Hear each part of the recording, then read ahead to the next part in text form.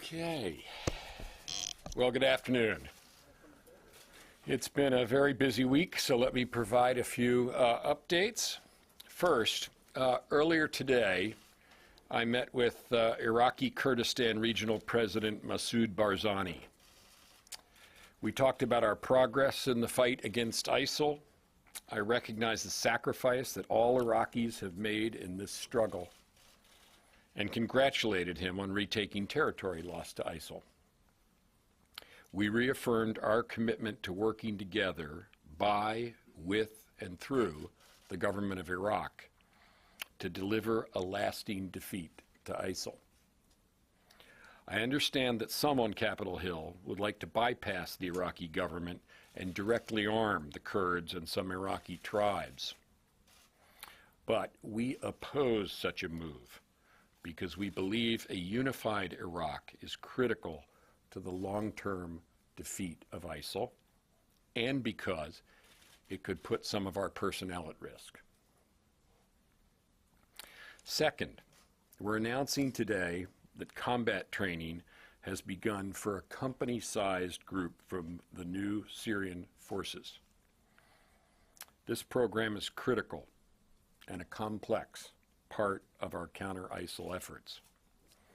We expect a second group to begin training in the next few weeks. Third, Chairman and I testified yesterday before the Senate Appropriations Committee Subcommittee on Defense.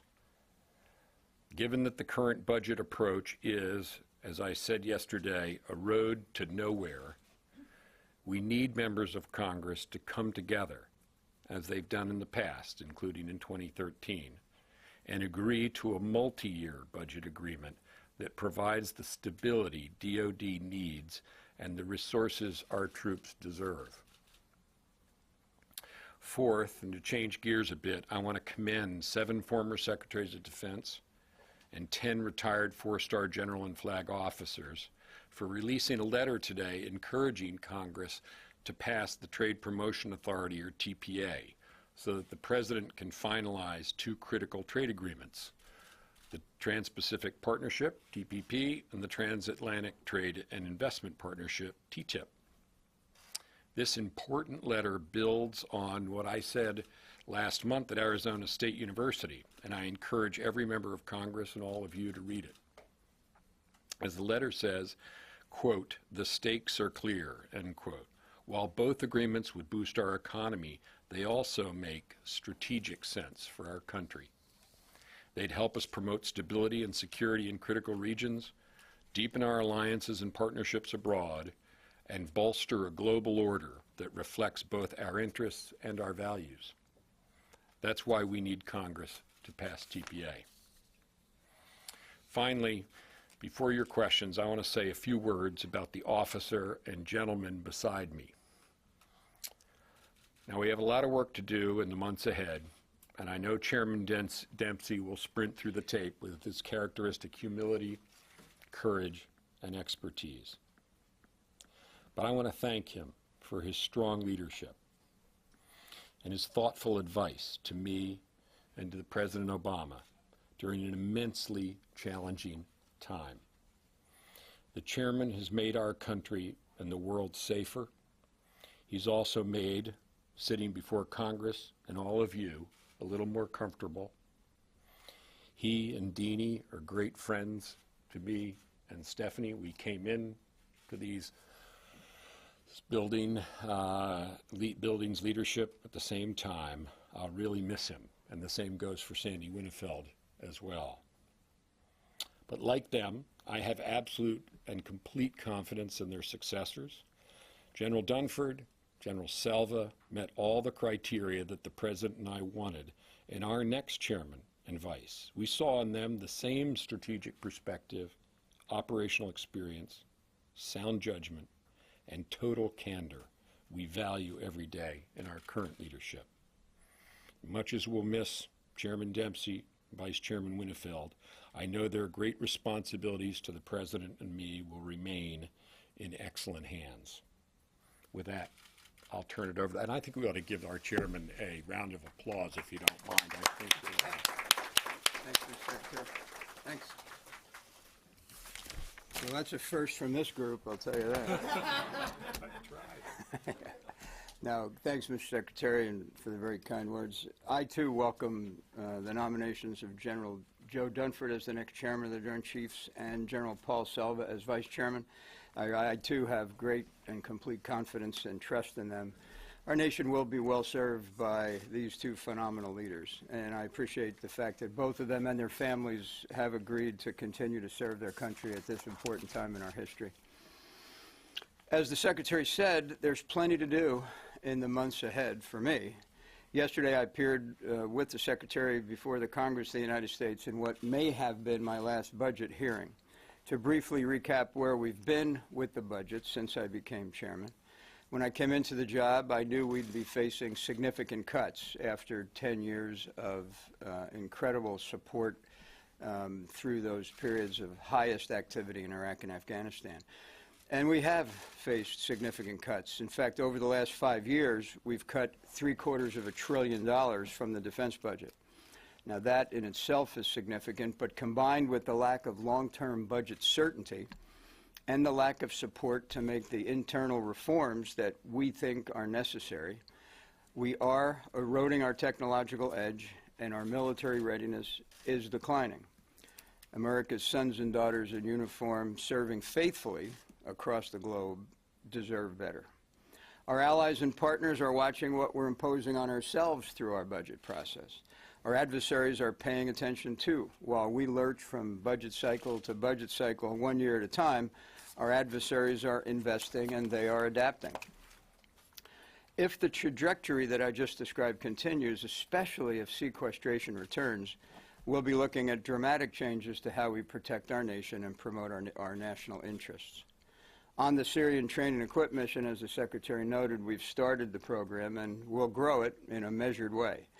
This T&E program is very complex. It won't be easy, but I'd emphasize that it's one part, one component of a much broader approach. And finally, tomorrow, as you know, marks a significant day in our history, 70 years since Victory in Europe Day, the end of the Second World War in Europe. We know that we are a better nation for the courage and sacrifice of the brave men and women who served in that conflict. And with that, I'll be glad to take your questions. Sir, we'll start out with Leah Baldor from the Associated Press. Mr. Chairman, you talked last month about Beijing and its strategic importance in Iraq. I was wondering, the Iraqis have lost ground there fairly significantly over the last several weeks. Can you just talk a little bit about, is this fight a little more difficult because of the unwillingness to destroy maybe large segments of the oil infrastructure?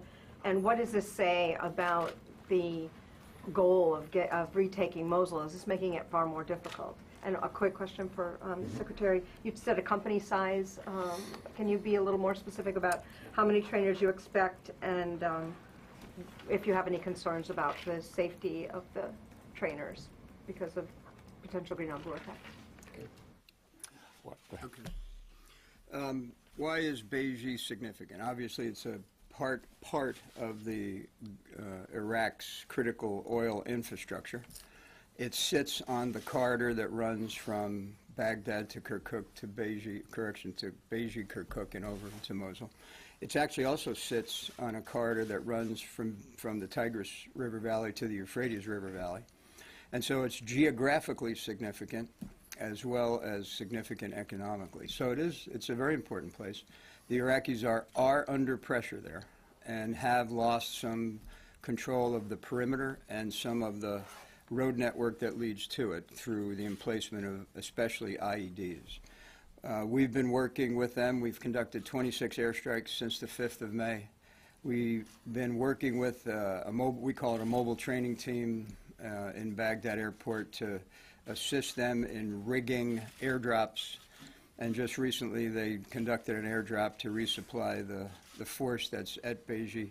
And very successfully, by the way, 18 of 18 pallets landed on the intended target. So the Iraqis understand the significance and are working to ensure they retain control of the Beijing oil refinery.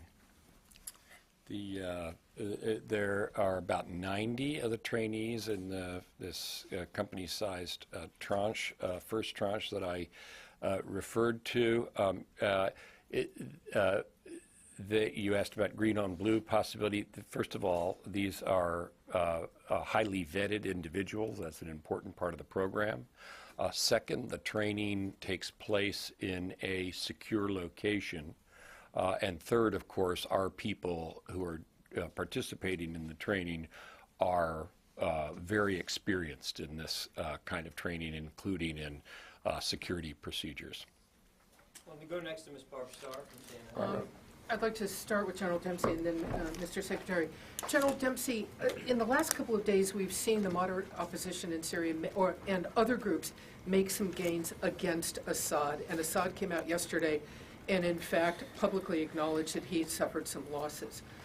But what concerns do you have if the battlefield inside Syria looks like Assad could be getting shaky, like the status quo is changing for him, that ISIS and al-Nusra might be again rising, might gain strength and destabilize the situation? What risk does that pose? And Mr. Secretary, on a completely different subject for you, one has to ask about Jade Helm and Texas, sir.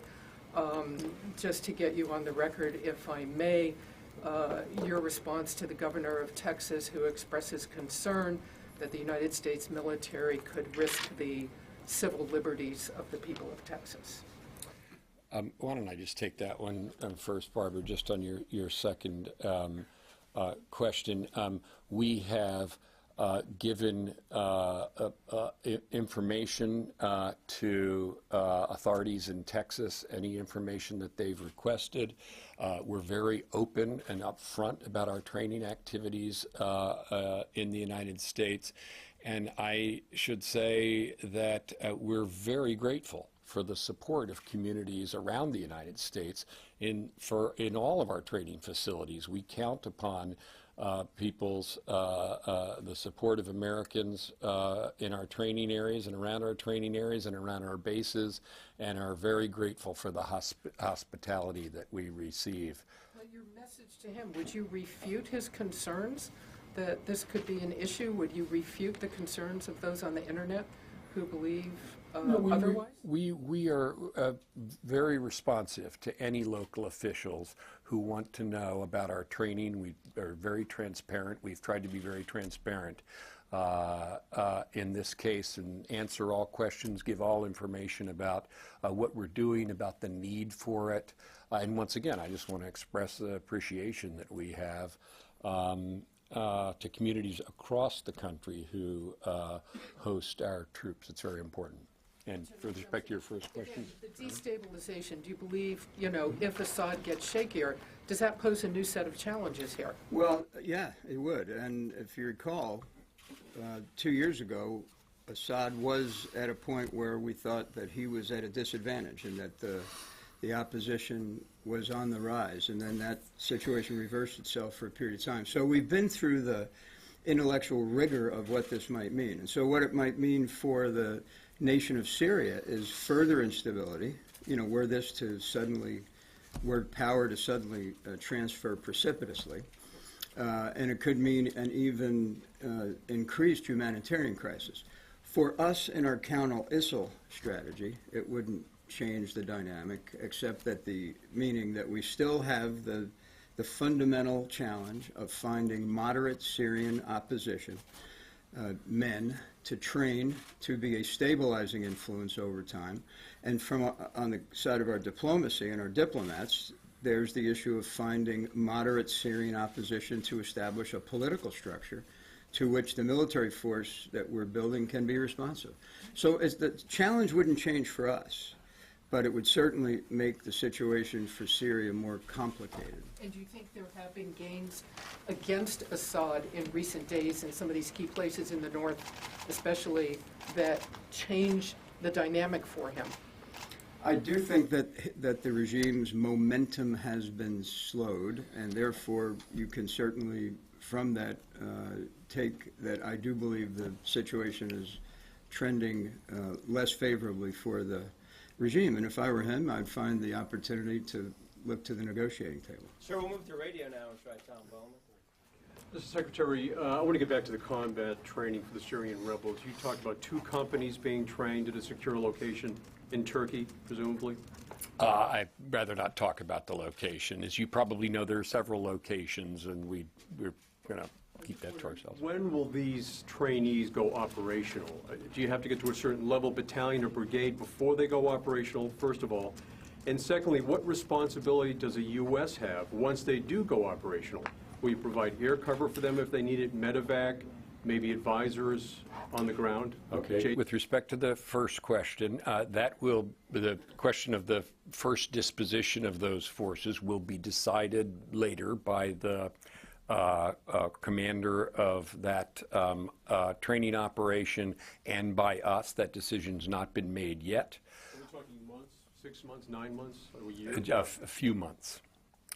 And I'm sorry, but this other part of your question was? What responsibility does Oh, the yes, US right. No, very good question. And of course, we would have some responsibility to protect forces. Now, remember, their mission is to fight ISIL. So that's the combat we expect them to get involved in, and we do expect to support them in that regard.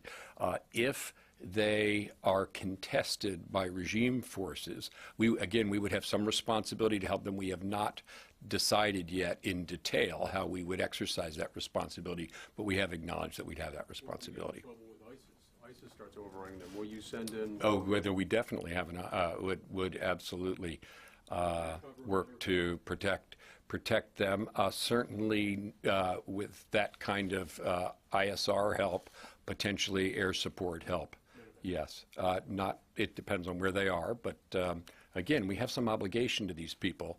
Now they're fighting for their own country, but on the other hand, we definitely have acknowledged that we have an obligation to their safety as well as their effectiveness, and we would exercise that. We'll go deeper and try Jim Sciutto in the middle.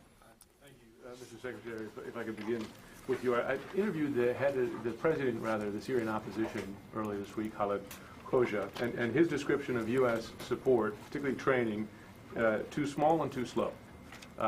He talked about 5,000 over the course of the year. He said he needs 30,000 to make a battlefield difference. They want sophisticated weapons, specifically anti-aircraft weapons, to fight back against Syrian airstrikes, and they want, of course, support for a no-go or a no-fly zone among their protected areas. He left Washington disappointed. I wonder if you have a reaction to that criticism, and did the U.S. make any hard commitments, for instance, on sophisticated weapons or to increase the number of those trained? And when you're done, I just have a question for the General. Sure, Jim. Well, it is a complex program. It's going to have to evolve over time. I think it's fair to say, to that kind of concern, that it will need to prove itself. So we're starting with the people that we have, that we've vetted very carefully. We're figuring out what the best training is, what the best initial deployment is. We expect that to be successful and therefore to grow, but you have to start somewhere, and this is where we're starting. Anti-aircraft weapons? In the main, the arms that they're provided will be small arms and small unit arms and so forth. There's a limit to the kind of sophistication of arms that troops trained in this way will be provided with. General Dempsey, before I ask you to sing an Irish song, which will come. He's really good at that, extremely good at that. Iranian activity in and around the Gulf, taking this Marshall flag ships, required sending a U.S. aircraft carrier, required escorts. Those have now stopped. This was the activity of the Revolutionary Guard, in particular the Navy. And I'm just curious, in light of the sensitive negotiations that are going on right now, if you have any concern that the Revolutionary Guard units, the Navy, are not under the control of the government of Rouhani, that they are operating freelance and that they can't control them as a tool, and there is a great deal of independence. But from a military perspective, you have to move significant assets to respond to that. Do you have that concern? Well, the Whether I have a concern or whether it's true, that it is the government of Iran who's responsible for their behavior. And so we are concerned about their behavior. As I've said frequently, there's about 6 things that concern me about Iran's behavior, one of which is the nuclear issue, and I'm certainly supportive of the effort to try to resolve that one diplomatically, but we'll have other issues with Iran, whether it's surrogates and proxies, weapons trafficking, ballistic missile development, cyber activity, and on occasion their effort to threaten freedom of navigation. And so we've got to work these, and the government of Iran has got to, if they're going to act responsibly and engage the world as they claim they wish to do, then they have to control the IRGC land forces and the IRGC Navy. Sir, we'll go local with Ms. Ryan. Okay, 2 quick questions. The first one, Secretary Carter, just going back to the Syria training program, a follow-up. When exactly did it start, and can you tell us a little bit more about who the trainees are? I mean, are they from the FSA? Are they fighters who are already in the field?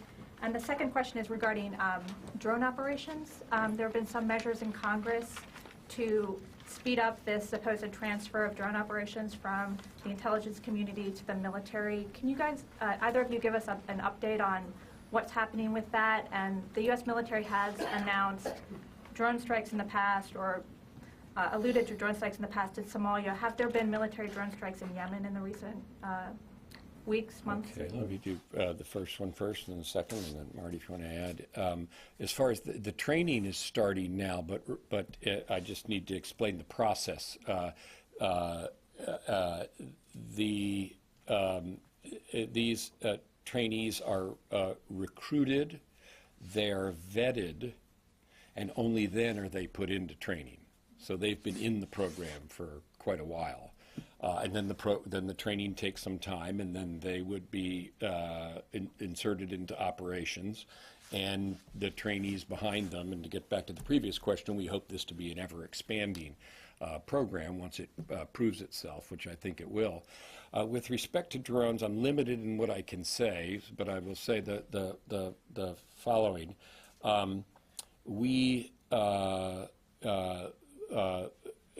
this is the President included, and especially, believe in being as transparent as we possibly can with all of the measures we take to protect America and our citizens and friends and allies around the world. And drones are no different.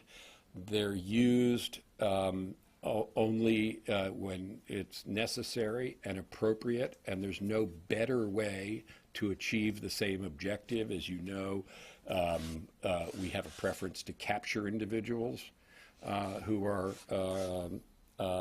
terrorist threats. So it's done with the utmost care and deliberation, and I think that's the most important thing. Obviously, we in the Defense Department stand ready to do whatever the President wants us to do and play whatever role he wants us to play in this. But I think the important impulse here is one that of transparency and conveying the care taken to make sure that these actions are necessary, appropriate, and lawful. And I'm afraid I can't really talk about particular places because that's in the nature of things. But that is the general philosophy behind the management questions that you're alluding to. Bill? Mr. Secretary, could you just take a moment to clarify? Yesterday before Congress, you said that the United States was creating a force to combat both Assad's forces and the Islamic State. And today you are again returning to the idea that they would just be combating Islamic State. If they get in, could you clarify those and tell me explicitly, if they do get into a fight with Assad's forces, is the question really whether or not they intentionally engage Assad's forces as opposed to inadvertently engage them? Where is the line on providing support? And to General Dempsey, could you give us a sense of whether or not you're concerned that this training operation has started without all this and completely ironed out? Okay, no, let me be very clear, and if I wasn't clear yesterday, I apologize for that. It was in the context of the no-fly zone discussion, but that's a different question, so it's my imprecision. In the case of the train and equip forces, they are being trained and equipped to fight ISIL. That is the purpose, and that is the basis upon which they're being vetted and trained. The question was raised earlier about what happens if they are not being asked by us, and it's not part of our program to have them engage the forces, Assad's forces. So the question arises, if Assad's forces undertake to engage them, would we have some responsibility towards them? And as I indicated, we would.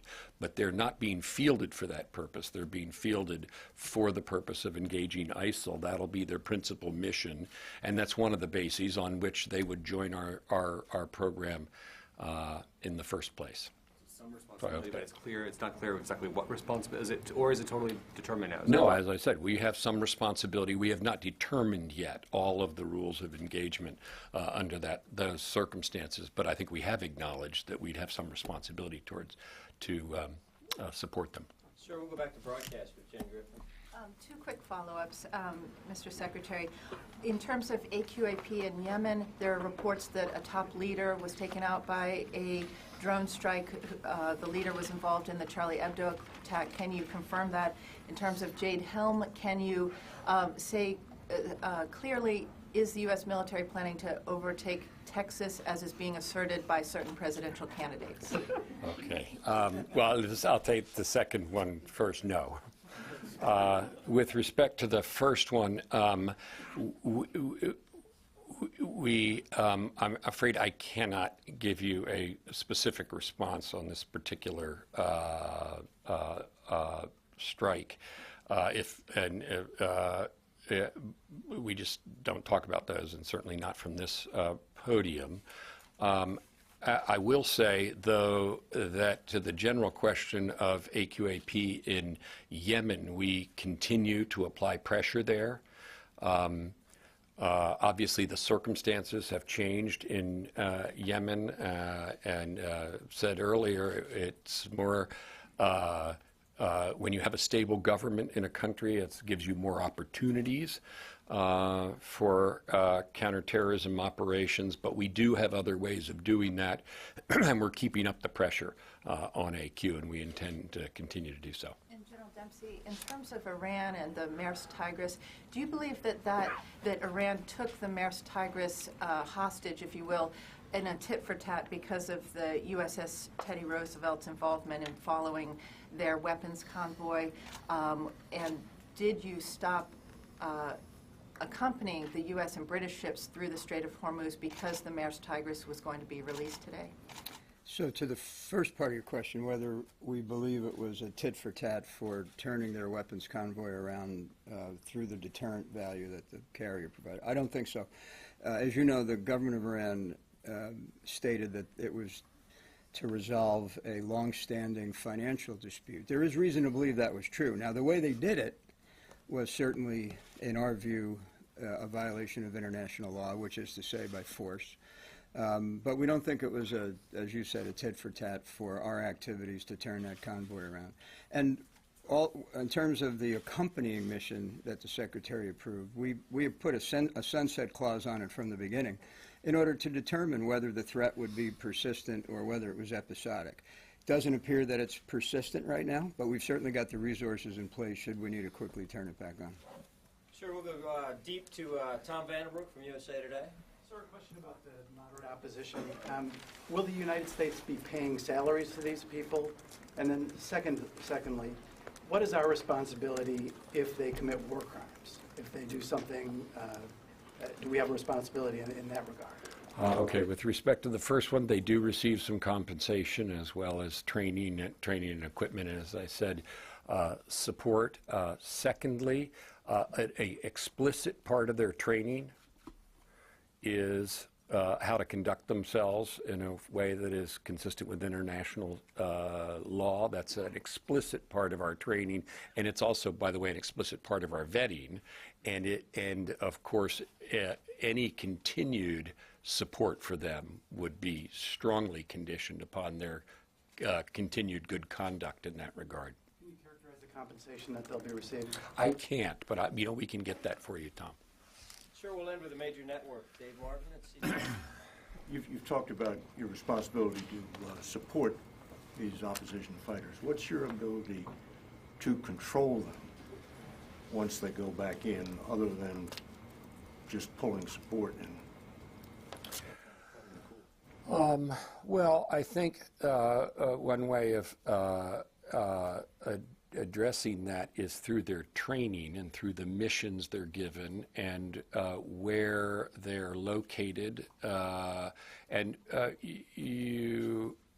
In many cases, remember, as part of the vetting process, there's a dialogue that goes on about their motivation in the first place. Many are motivated by the fact that ISIL has taken over and mistreated the places from which they came. So their commitment is something that we have a very good idea of as part of the vetting process. Will the U.S. be giving them specific missions, as in sort of exercising tactical control over these units? I would put it a little bit differently than that. I would say that that's, again, part of the dialogue. Remember, these are people who, in general, come from a particular place, and so they have commitments to the country of Syria as a whole, but they also have a commitment to the part of the country from which they've come, and so forth. And so they clearly have a voice in where they're going to fight, at least initially and first, and that's part of the dialogue that'll go on. First things first, though. We first have to get them trained, having gotten them vetted. Thank you One very more much, on sir. ISIL? One more on ISIL? I think we're done, sir, but one last. Go ahead. Over recent days, there's been quite a bit of propaganda, reportedly from ISIL, taking credit for the attack in Texas and threatening future attacks against the U.S. homeland. Can you help Americans understand how serious that threat is from ISIL in this country? And I would welcome a response from both of you. Okay, well, I think we have to take it seriously, and I think our law enforcement and our Homeland Security folks have been saying the same. I think, again, our understanding from the investigations that are going on was that these were inspired by ISIL, not directed by ISIL, which is an important distinction. Still in all, it's concerning that there are individuals like this who draw their inspiration from ISIL, and I guess it's finally, it's yet another reason why the defeat of ISIL is important. It's important in Syria, it's important in Iraq, and it has this larger meaning because of the ability of a movement like this to inspire a certain sort of person. Thanks, sir. Thank you.